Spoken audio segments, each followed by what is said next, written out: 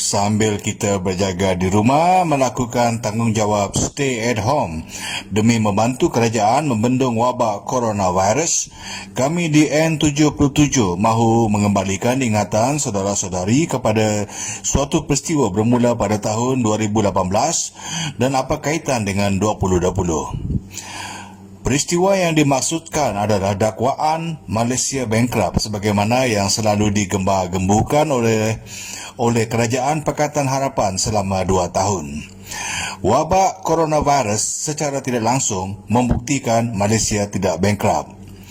Kalau benar Malaysia bankrupt, kenapa kerajaan baru mampu meluluskan pelbagai bantuan kepada rakyat dibandingkan dengan kerajaan PH yang sebaliknya giat mengurangkan atau membatalkan bantuan untuk rakyat? Kalau benar Malaysia bankrupt, kenapa Malaysia ada rizab sebanyak 2 trilion ringgit hari ini dibandingkan dengan dakwaan kerajaan PH yang sebaliknya mengatakan Malaysia berhutang 1.1 trilion ringgit? Kalau benar Malaysia bankrupt, kenapa Menteri Kewangan yang baru boleh mengeluarkan kenyataan bahawa kerajaan tidak perlu buat pinjaman luar negara kerana kedudukan kewangan negara masih kukuh dibandingkan dengan kerajaan PH yang sebaliknya banyak menjual aset-aset negara? Kalau benar Malaysia bankrupt, 2 minggu selepas PKP, Malaysia sudah menjadi negara ketiga. Berdasarkan laporan Malaysian Institute of Economic Research, krisis coronavirus di Malaysia boleh menyebabkan kerugian 72 bilion ringgit kepada GDP negara. Dalam senario paling buruk, pertumbuhan ekonomi Malaysia akan jatuh ke angka negatif 1%. Malaysia sepatutnya sudah kerugian 128 bilion ringgit kalau bukan diselamatkan oleh bantuan pakej stimulus prihatin. Bantuan prihatin adalah bukti Malaysia ada duit. Malaysia tidak bankrupt. Penipuan PH sudah terbongkar. Tanpa perlu kerajaan baru atau mana-mana pihak untuk mengadakan tunjuk perasaan atau roadshow ke serata negara. Mari kita kenang balik sejauh mana rakyat Malaysia sudah tertipu oleh muslihat kerajaan PH. Atas alasan Malaysia bankrupt, PH potong bantuan rakyat BRIM, potong allowance kritikal untuk petugas kesihatan, potong subsidi elektrik untuk rakyat, paksa ramai pekerja berhenti kerja, desak nelayan untuk berkebun. Dia kata askar hanya makan dan tidur, digesa rakyat untuk menukar gaya hidup, disuruh pula untuk minum minyak sawit sesudu sehari. Atas alasan Malaysia bankrupt, PH bercadang untuk naikkan harga minyak seminggu sekali ketika harga minyak dunia turun.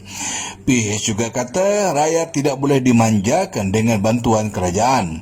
Seharusnya rakyat yang bantu kerajaan.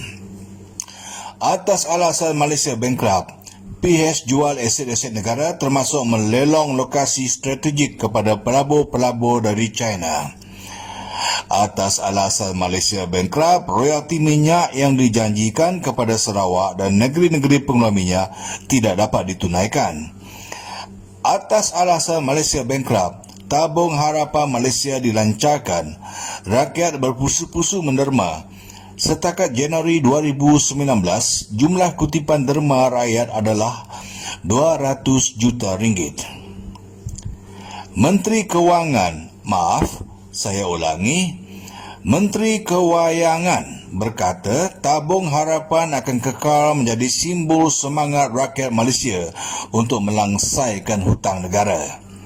Saya ulangi, simbol semangat rakyat Malaysia untuk melangsaikan hutang negara.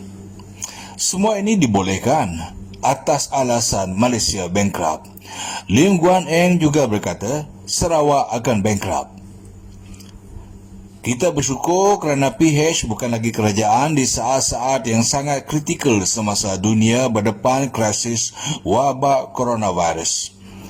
Mari kita tinjau apa pendirian PH terhadap keputusan-keputusan kerajaan baru setakat ini. Kerajaan baru turunkan harga minyak seminggu sekali.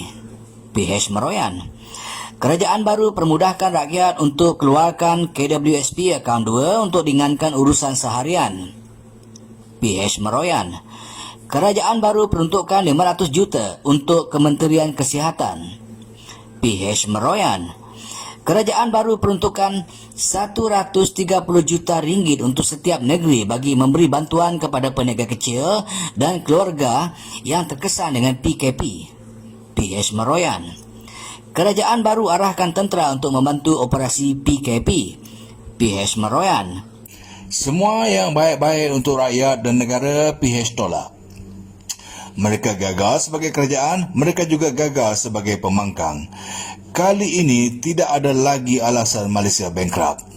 Rakyat boleh ditipu sekali. Kali kedua, jangan harap. Sekiranya masih ada rakyat yang taat setia pada PH dan masih menaruh harapan PH akan kembali berkuasa selepas ini, kami nasihatkan mereka supaya berhenti menjadi burung unta.